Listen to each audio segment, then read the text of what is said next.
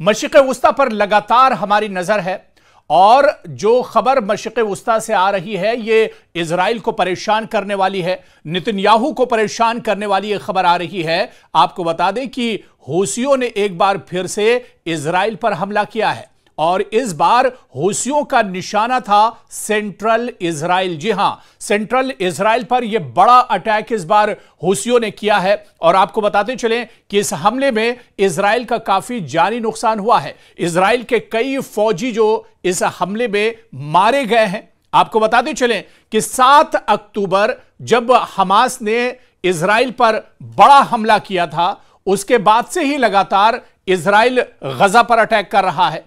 Israel को तकरीबन Nesto नाबूद कर दिया है इजराइल ने गजा को, और अब इजराइल की इस लड़ाई में, हमास और इजराइल की इस लड़ाई में जो सबसे बड़ा और जो सबसे अहम किरदार है वो हूसी फौजी हैं। जी हां, हूसी जो लड़ाका है वो लगातार इजराइल के लिए दर्द सर बने हुए हैं, नेतन्याहू के लिए दर्द सर बने हुए हैं।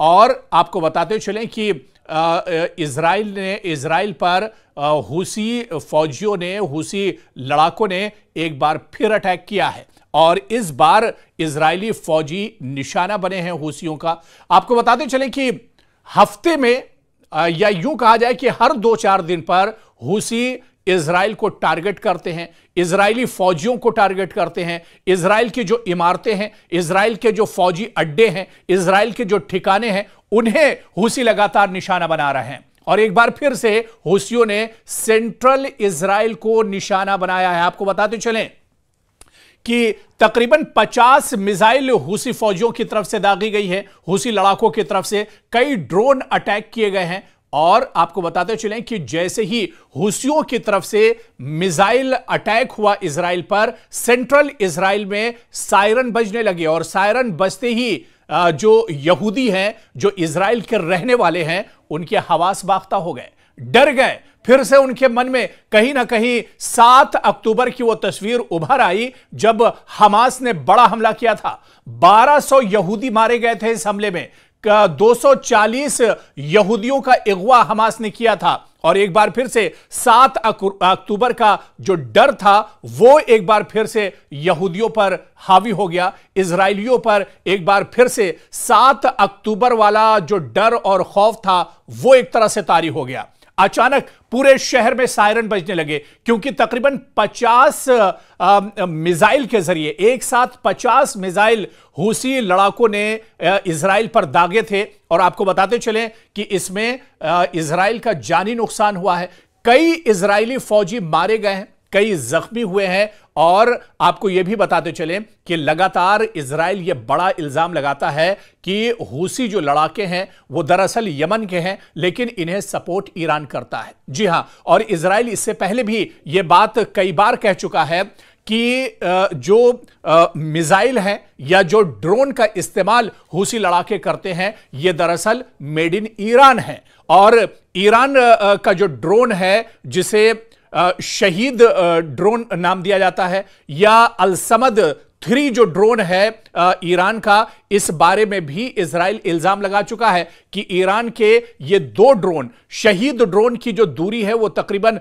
2000 किलोमीटर तय कर सकता है। अलसमद जो ड्रोन ईरान का है ये 1600 किलोमीटर की दूरी तय कर सकता है। और इजराइल बार बार इस बात को कहता है कि जो ड्रोन का इस्तेमाल हूसी लड़ाके कर रहे हैं दरअसल ये मेड इन ईरान है। और जो मिसाइल, आपको बताते चलें कि लेटेस्ट मिसाइल पिछले दिनों जिस तरह से तल अबीब में बिन गोरियन एयरबेस, जो इजराइल का बहुत इंपॉर्टेंट एयरबेस है, इस पर बैलिस्टिक मिसाइल से हूसी लड़ाकों ने अटैक किया था। बैलिस्टिक मिसाइल का इस्तेमाल हूसी लड़ाके कर रहे हैं। आपको बताते चले कि 7 अक्टूबर को जब हमास और इजराइल के दरमियान जंग शुरू हुई थी और उसके बाद यह तनाव और ज्यादा बढ़ा था और इस लड़ाई में बीच में फिलिस्तीनियों के हक में एक तरह से मैदान में निकलकर हूसी लड़ाके आए थे और हूसी लड़ाकों ने यह ऐलान किया था और इजराइल को एक तरह से यह बड़ा चैलेंज दिया था। और यह हूसी लड़ाकों ने कहा था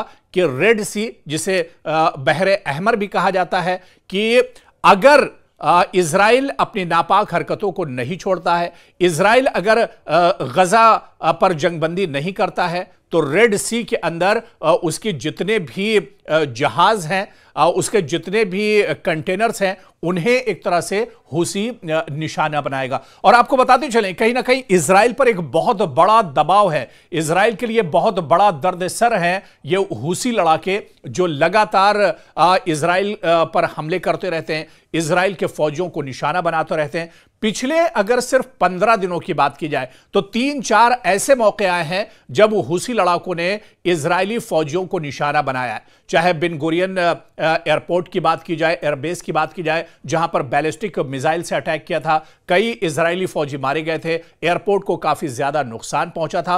और इससे पहले भी बिन गुरियन एयरपोर्ट जो इजराइल का बहुत इंपॉर्टेंट एयरपोर्ट है, एयरबेस है, इस पर इससे पहले भी हूसी लड़ाके टारगेट करते रहे, निशाना बनाते रहे।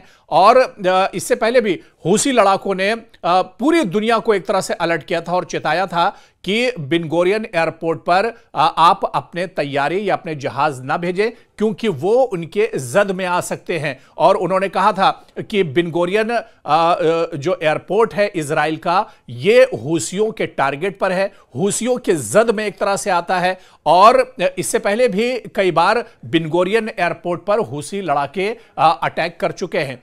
तो इस वजह से उन्होंने कहा था कि दुनिया के दूसरे ममालिक अपने जहाज को इस रेंज में न भेजें। अगर एयर स्पेस में किसी दुनिया का कोई दूसरा जहाज आता है तो उस पर भी निशाना हो सकता है, वो भी टारगेट बन सकते हैं। इसी वजह से पूरी दुनिया को एक तरह से हूसी लड़ाके इससे पहले अलर्ट कर चुके हैं। लेकिन आप देखिए कि सेंट्रल इजराइल पर हमला करना इतना आसान नहीं है। एक तो जो डिफेंस सिस्टम है इजराइल का बहुत अहम माना जाता है, बहुत मजबूत माना जाता है। हालांकि 7 अक्टूबर को इजराइल के इस डिफेंस सिस्टम की भी पोल खुल गई थी जब हमास ने अचानक हमला किया था, अचानक ड्रोन और मिसाइल से हमले किए थे, रॉकेट जो है वो हमास की तरफ से दागे गए थे। और उस वक्त जो डिफेंस सिस्टम था इजराइल का, उसकी एक तरह से पोल खुल गई थी। तो एक बार फिर से जब, हालांकि इजराइल ये बात इस बार भी कह रहा है कि सेंट्रल इजराइल पर जो मिसाइल हमले किए गए हैं,